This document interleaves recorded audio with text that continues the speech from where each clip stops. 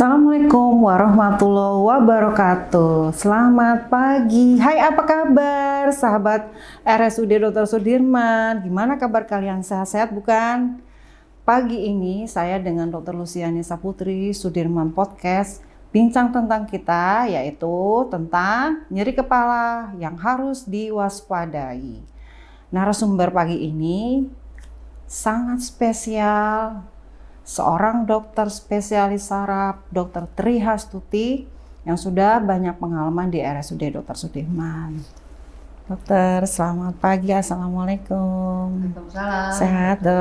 Alhamdulillah. Halo, selamat siang, selamat pagi, sahabat Sehat Sudirman. Apa kabar? Semoga sehat-sehat selalu ya. Pagi yang sangat cerah ini, dokter. Ini tema kita tentang nyeri kepala yang harus diwaspadai, dokter. Mungkin ini sahabat sehat atau keluarga sahabat sehat sangat antusias nih untuk mendengarkan Sudirman Podcast pagi ini, tanggal 15 Juli hari Jumat 2022.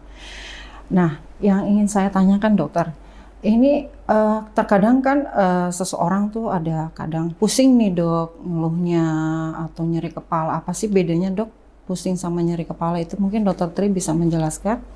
Baik, saya menjelaskan. Ya. Memang kita sering mendengar orang mengeluh, saya pusing. Padahal setelah kita tanya lebih lanjut, ternyata keluhannya itu adalah nyeri kepala. Nah, sementara pusing itu adalah gangguan keseimbangan. Dia rasanya itu kepalanya pusing, berputar, kadang juga disertai mual, muntah, kemudian jalan sempoyongan, itu pusing.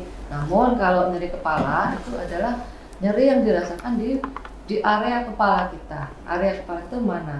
Ya, di atas mata, kemudian di dahi, di pelipis, di atas telinga sampai puncak kepala, atau di belakang kepala dan di atas leher. Oh, seperti itu, dokter ya. Nah, sahabat sehat, untuk membedakan pusing dan nyeri kepala itu menurut penjelasan Dokter Tri itu adalah gangguan keseimbangan untuk kasus pusing, ya, berputar dan mual muntah. Tapi kalau misalnya nyeri kepala itu biasanya berada di atas kepala atau area mata, ya, dokter. Nah, apakah nyeri kepala itu sangat berbahaya, Dok? Dan kapan kita harus periksa ke dokter? Mungkin Dokter Tri bisa menjelaskan kepada sahabat sehat. Ini sahabat sehat ya, sakit kepala itu juga ada yang tidak berbahaya, ada yang berbahaya dan harus diwaspadai. Sebelum kita sampai mengetahui apakah itu sakit kepala kita itu berbahaya atau enggak, alangkah baiknya kita mengetahui jenis-jenis sakit kepala. Sakit kepala itu ada dua, ya, sakit kepala primer yang tidak ada hubungannya dengan kelainan medis lain, dan satunya sakit kepala sekunder yang ada kaitannya dengan penyakit lain gitu. Kalau yang sakit kepala primer itu contohnya ini ada sakit kepala tension headache atau nyeri kepala tegang, ya.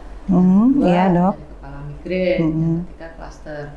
Itu gejalanya masing-masing berbeda. Kalau nyeri kepala tegang ya kita rasanya tegang, kenceng, kayak seperti diikat. Tegang itu seperti kayak berdebar-debar nggak, Dok? Atau keringat dingin nggak, Dok?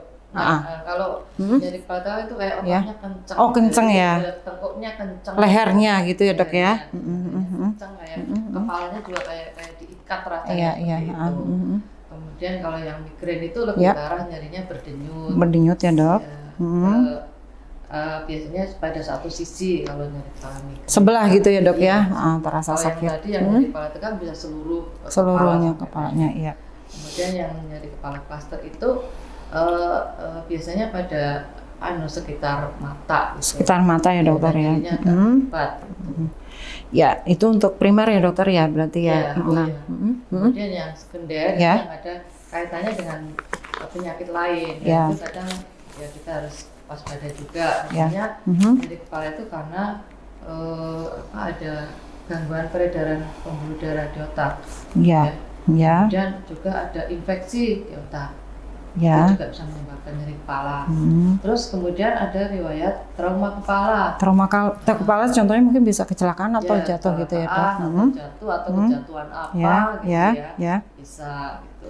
Ya. Dan juga yang lain-lain. Ya, Dokter. Jadi sahabat sehat ya, tadi sudah dijelaskan oleh Dokter Tri bahwa nyeri kepala itu yang berbahaya itu terbagi dua ya, ada primer dan sekunder. Kalau primer itu berarti ada nyeri kepala tegang, nyeri kepala misalnya migrain ya sebelah ya dokter ya. Terus kalau sekunder mungkin gangguan pembuluh darah, infeksi maupun trauma kepala. Jadi dari beberapa yang dokter sebutkan tadi itu harus segera ke dokter ya dok ya untuk kontrol ya ke spesialis saraf ya dokter ya. Apabila ada keluhan nyeri kepala yang terus menerus misalnya, kemudian ada iya dok, nyerinya bertambah gitu frekuensinya, baik itu intensitasnya, dan juga mungkin ada sebab lain misalnya pandangan kabur atau double atau disertai dengan kelemahan badan itu bisa ya langsung segera ke dokter ya spesialis saraf. Kalau misalnya nih dok, kalau tiba-tiba nyeri kepala ditinggalin pacarnya itu perlu nggak dok dokter saraf? Berdebar-debar stres ya dok ya. Iya gitu ya sahabat sehat. Jadi kalau misalnya sahabat sehat mengalami nyeri kepala yang tidak sembuh ya mungkin dokter ya kalau sekali minum obat sembuh mungkin nggak masalah ya dok ya, tapi kalau berkesinambungan terus menerus mungkin harus segera kontrol ke spesialis saraf yaitu dokter Tri. Ya dok, ini faktor apa saja sih yang bisa menyebabkan nyeri kepala dok? Mungkin ada faktor apakah turunan apa gimana dok? Ya sebenarnya banyak yang tercetus ya. Iya dok. Nyeri kepala. Iya dok. Masing-masing orang berbeda. Iya dokter. Bisa karena itu suatu paparan sinar matahari. Sinar matahari bisa ya dok ya langsung ya. Ya karena memang nyeri kepala itu kan karena ada stimulus atau perangsangan pada nyeri kepala pada bangunan peka nyeri. Iya dok. Bangunan peka nyeri itu kalau di luar kepala itu ya kulit, kemudian daerah mata, iya dokter. Yang di dalam di kerak-keraknya di mata. Nah ini pencetusnya itu tadi salah satunya misalnya paparan sinar matahari, AC yang terlalu lama, dingin, juga mungkin makanan, kemudian merokok ya. Darah tinggi juga bisa ya. Jadi ada faktor penyebab lain penyakit ya dokter ya. Jadi pencetusnya tuh bisa ini ya sahabat sehat. Tadi dokter Tri sudah menjelaskan kenapa gimana sih faktor apa sih atau kenapa sih bisa orang nyeri kepala ya. Itu pertama sinar matahari, AC yang kedinginan atau kalau udara dingin bisa ya dok ya mungkin kita di Dieng atau di mana ya. Dan faktor lainnya ya mungkin hipertensi ya. Nah pertolongan apa saja sih dok bila nyeri kepala itu kambuh pada saat di rumah? Mungkin kayaknya nggak ada orang di rumah misalnya itu yang sendiri atau mungkin ada seseorang di rumah tapi mungkin seseorang itu anak kecil yang mungkin sulit kita untuk minta tolong bukan orang dewasa atau remaja itu gimana dok? Misalnya nyeri kepala yang sangat sakit mungkin dokter Tri bisa menjelaskan ya. Artinya kita menghentikan aktivitas kita kita istirahat cukup kemudian kalau memang perlu kompres ya kompres air hangat atau air dingin dok? Sebaiknya kalau misalnya nyeri hangat ya kalau kondisinya panas ya kita kompres. Yang penting jadi kebalikannya dok ya kalau panas dingin kalau dingin panas ya kompres kompresnya tidak panas sekali enggak sedang biasa, atau dingin saya tidak gitu.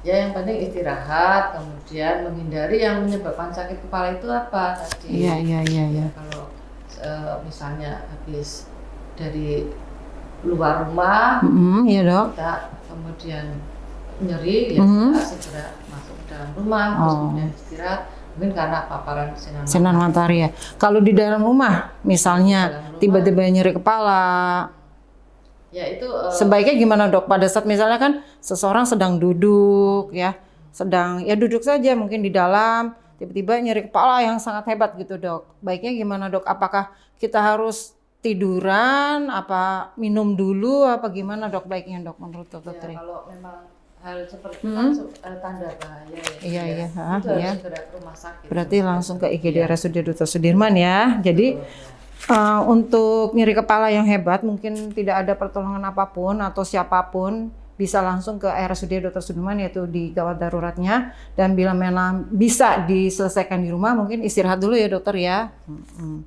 Nah ini gimana sih dok pencegahan nyeri kepala? Mungkin dokter Tri bisa memberikan penjelasan ke sahabat sehat. Ya.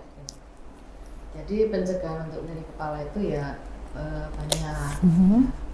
Pencegahan itu berarti kan menghindari yang menjadikan pencetus dulu atau menjadi faktor risikonya. Gitu. Kalau itu pencetusnya tadi kita nggak tahan dengan sesuatu di lingkungan kita, lingkungan kita itu ya bisa paparan sinar matahari tadi, kedinginan makanan, atau aktivitas yang terlalu berat, ya misalnya habis olahraga, ya kita harus lebih waspada, ya atau lebih berhati-hati. Kemudian yang menjadi faktor risiko, misalnya kita punya faktor risiko darah tinggi, kemudian ada penyakit lain yang kita harus segera kontrol teratur atau memeriksakan diri ke rumah sakit untuk diberikan advis atau untuk kontrol teratur untuk mengetahui penyakitnya tersebut, segera periksa ke rumah sakit sehingga di sini bisa dilakukan pemeriksaan lanjutan. Di sini kita juga mempunyai alat-alat yang cukup untuk menunjang mendapatkan diagnosisnya. Diantaranya itu kita punya alat EEG atau alat rekam otak. Kita bisa melakukan pemeriksaan itu untuk pasien-pasien atau teman-teman yang mengeluh sakit kepala yang berkelanjutan atau yang sering gitu ya. Juga atau memang ada mengarah ke kelainan di dalam otak, kita bisa melakukan CT scan. Ya, sahabat sehat. Jadi gimana sih cara mencegah nyeri kepala? Kan tadi dokter Tri sudah menjelaskan mungkin karena sinar matahari, makanan, atau faktor kecapean atau faktor yang lainnya. Kalau memang mungkin pertama kita periksa ke dokter umum, baik ya mungkin nggak masalah. Tapi kalau sering mungkin seharusnya kontrol ke spesialis saraf, terutama ke dokter Tri Hastuti. Gitu ya sahabat sehatnya. Ini kami hari ini tidak memakai masker karena kami sudah melakukan antigen sebelum acara tersebut hari ini, dan kita sudah mensteril ruangan ini 1 hari sebelum podcast ya sahabat sehat RSUD Dr. Sudirman. Ya, ini ada pertanyaan nih dok dari sahabat sehat. Ya, dari Rafica, usia 20 tahun, Mbak Rafica, tinggi badan 156 dan berat badan 54 kilo ya, Mbak Rafica di Nauli ya. Saya sering kali merasakan sakit kepala nih dok, yang terasa berat. Nyeri seperti ditekan, kuat, sampai-sampai kalau dibawa jalan tidak kuat. Sakit kepala ini sering saya rasakan tidak menentu, biasanya setiap 2 hari sekali. Waduh, kira-kira ada masalah apa ya dok? Saya punya riwayat sepalgia, terima kasih. Ini usia muda nih dokter Tri, 20 tahun dengan berat badan 54 kilo, tinggi badan 156. Gimana dokter? Mungkin dokter Tri bisa menjelaskan dengan Mbak Rafica. Ya, monggo. Baik, halo Mbak Rafica ya. Mbak Rafica itu di sini mencantumkan tinggi badan dan berat badan ya sudah cukup ideal, cuma belum mencantumkan mungkin pekerjaannya apa. Ya, masih ada yang kurang ya. Sangat membantu untuk menentukan kemungkinan diagnosisnya. Namun ini kalau dari gejalanya ini sakit kepala yang tidak menentu dan biasanya setiap 2 hari sekali ya. Jadi kayak episodik ya, itu ada sudah seperti kayak terjadwal ya kalau ini. 2 hari sekali dok.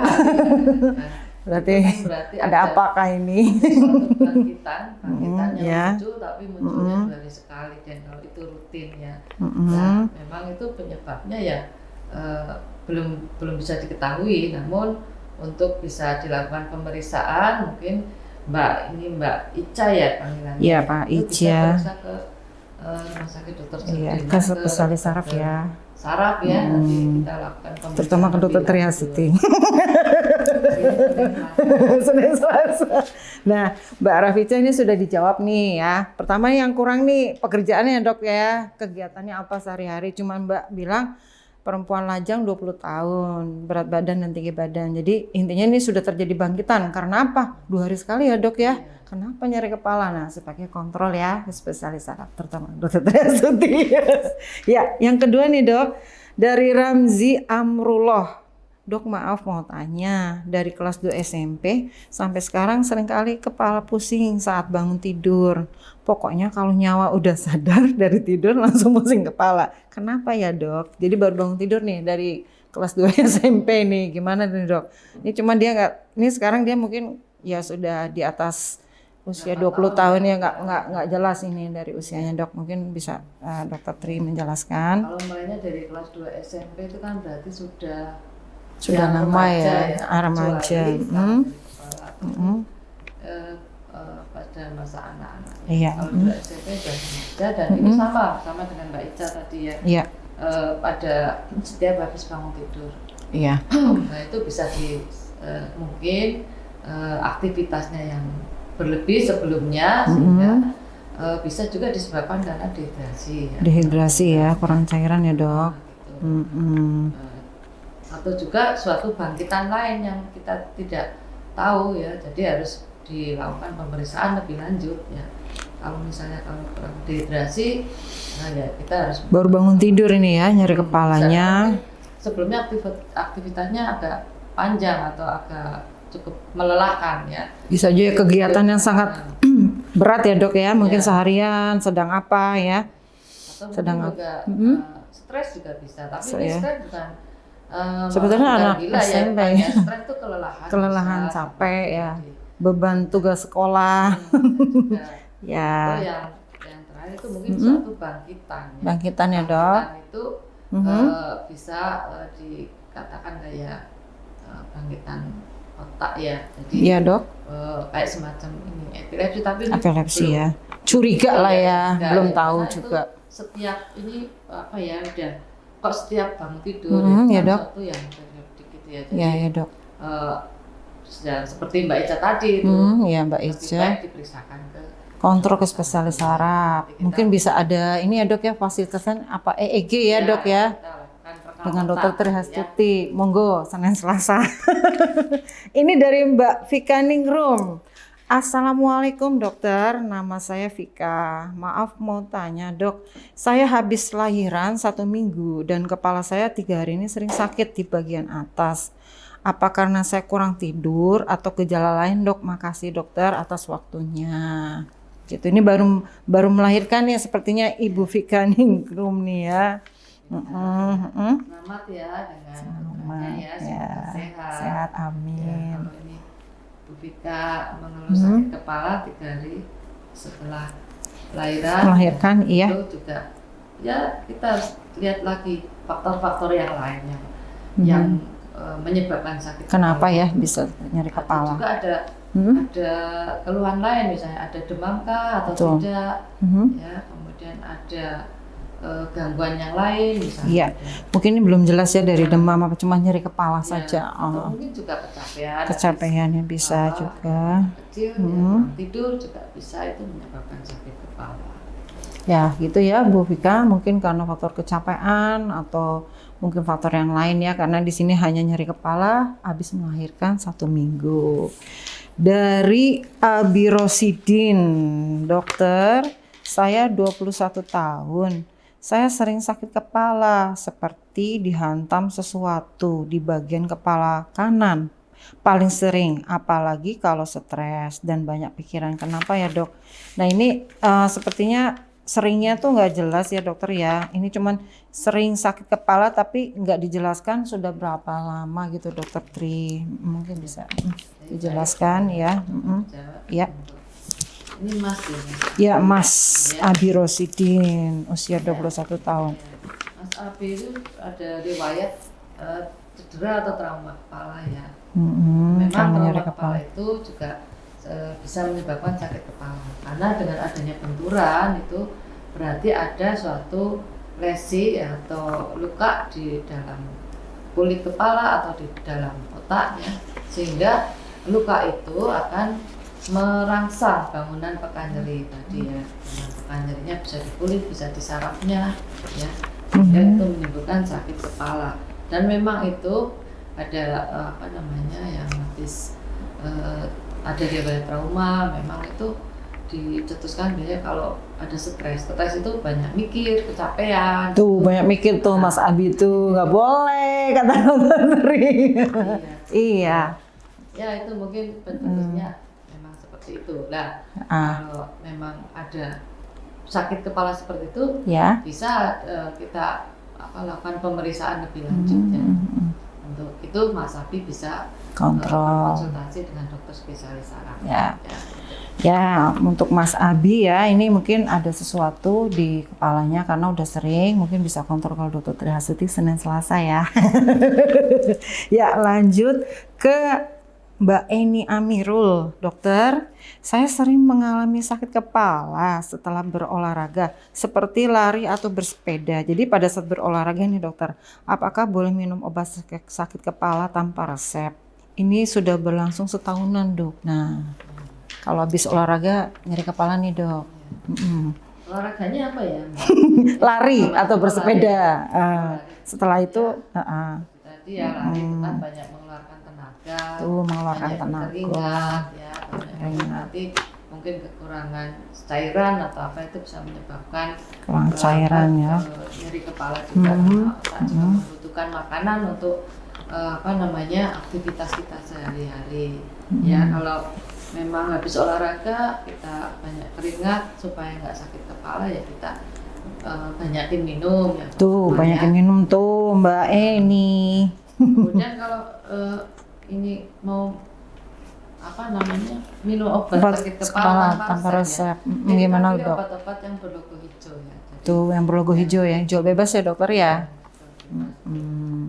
Tapi ya tidak terus-terusan. Tuh nggak ya. boleh. Walaupun itu obat bebas, tapi kita juga harus waspada karena beberapa obat yang dikonsumsi terus-menerus juga akan merusak organ kita. Tuh nggak boleh ya. Mbak ini tadi sudah dijelaskan oleh dokter Tri, tidak boleh mengkonsumsi obat secara terus-menerus walaupun bebas karena apa akan merusak organ tubuh ya.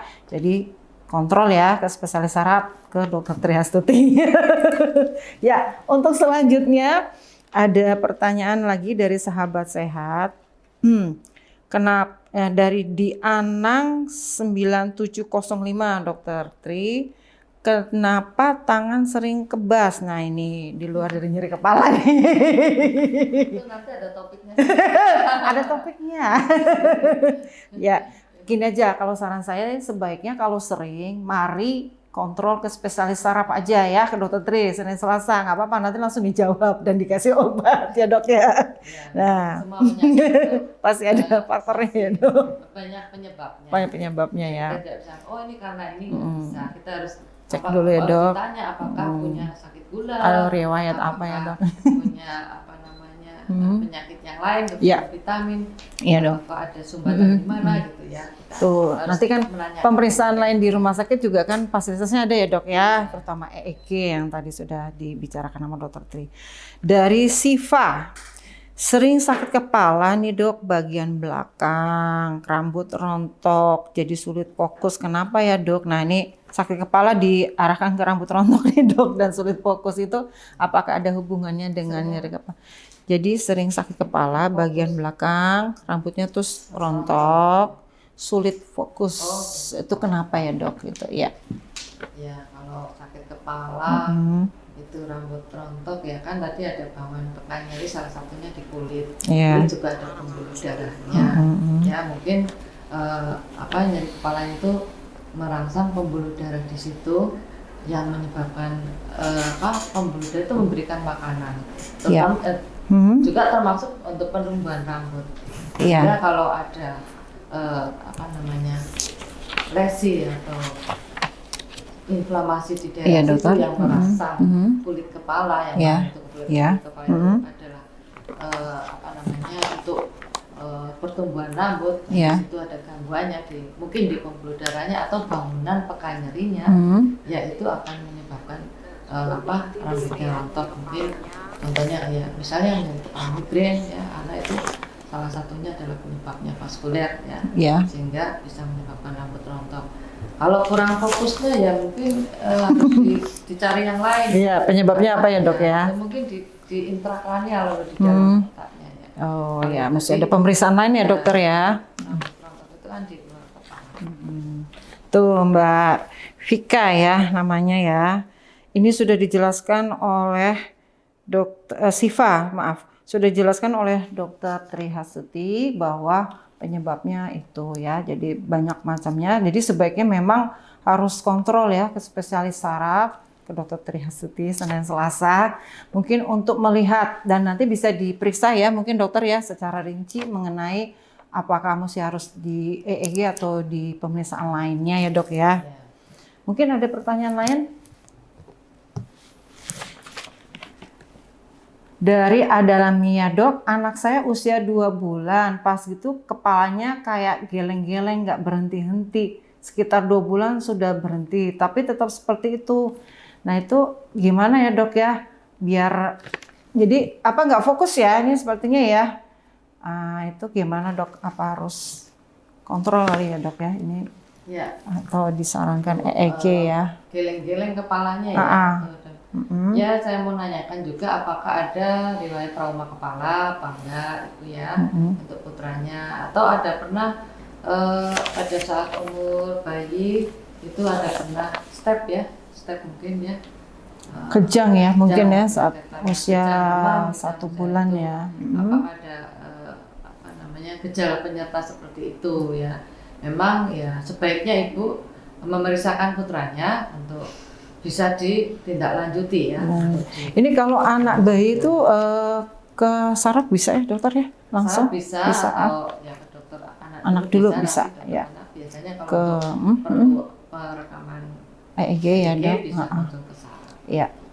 Di rumah sakit kita ini sudah ada fasilitas untuk rekam otak ya dokter ya. Itu namanya EEG ya. Ini bisa dilakukan di Rumah Sakit RSUD Dr. Sudirman. Setiap hari dokter apa mungkin ada hari lainnya dok? Setiap hari ya dok ya? Setiap hari ada terjadwal. Ya mungkin ya ini ada satu lagi. Klinik saraf di RSUD Dr. Sudirman itu buka Senin sampai Sabtu ya. Diinfokan lagi tanggal 1 September 2022 aplikasi pendaftaran online RSUD Dr. Sudirman yang lama akan dinonaktifkan. Silakan bisa di-upgrade kembali via Play Store atau buka di Google dengan nama pendaftaran online RSUD Dr. Sudirman. Ya, atau kunjungi website RSUD Dr. Sudirman Kebumen. Jangan lupa ya, sahabat sehat RSUD Dr. Sudirman. Ya, ini kita bisa lihat di layar tadi mungkin sahabat saya sudah melihat bahwa pemeriksaan rekam otak atau EEG dilakukan di RSUD Dr. Sudirman ya dok ya. Jadi kalau memang mengarah harus di EEG ya dok ya. Mungkin ada kasus apa dok yang biasanya yang sangat memang harus gitu, yang dominan gitu. Ya dok. Ya. Dari kepala cuma terus juga disertai dengan kejang. Iya dokter. Ataupun ada riwayat stroke atau stroke pun bisa. Bisa ya dokter ya. Oh direkam. Jadi ada arahnya ya indikasinya dok ya. Nah ini saya mau tanyakan ke dokter Tri nih. Mungkin dari kasus yang dokter Tri sering lakukan di RSUD ini yang sering nyeri kepala yang mungkin apa yang dari ranking gitu yang paling kayak gawat banget gitu. Apa sangat-sangat banyak dominan, mungkin masyarakat Kebumen sering periksa, poli kita untuk nyeri kepala kebanyakan primer. Kalau poli, ya, itu kebanyakan tension type headache atau tegang ya, atau migrain. Separuh ya nyeri kepala. Kepalanya agak berat, biasanya mereka langsung ke IGD. Oh iya, mungkin kalau nyeri kepala yang mungkin bisa direncanakan untuk kontrol ke spesialis saraf, mungkin bisa ke poli saraf ya dokter ya. Tapi kalau yang nyerinya hebat, mungkin bisa datang ke IGD RSUD Dr. Sudirman ya, sahabat sehat. Nah, ini mungkin Dokter Tri mungkin ada saran atau pesan-kesan untuk para sahabat sehat RSUD Dr. Sudirman tentang nyeri kepala yang harus diwaspadai itu gimana, dokter? Baik, ya. Sahabat sehat RSUD Dr. Sudirman, saya Triasuti mengharap sahabat-sahabat semua selalu sehat, ya, menjaga kesehatan. Tapi apabila ada keluhan sakit kepala, ya segera untuk berkonsultasi dengan dokter spesialis saraf, ya. Kemudian kalau nyeri kepalanya ringan, ya, atau bisa diatasi di rumah tidak apa-apa. Tapi kalau sudah mengarah yang tidak bisa diatasi di rumah, segera ke dokter spesialis saraf. Nah, itu ya sahabat sehat, Dokter Tri sudah berpesan kepada sahabat sehat RSUD Dr. Sudirman, bila mana sahabat sehat RSUD Dr. Sudirman ingin memeriksakan diri karena nyeri kepala yang terus-menerus ya dokter ya, yang koknya sembuh enggak, ya silakan kontrol ke spesialis saraf. Untuk polis saraf jadwal Dokter Tri Senin Selasa ya dokter ya, dari jam 8 sampai selesai ya dok ya, sampai tutupnya pendaftaran poli ya.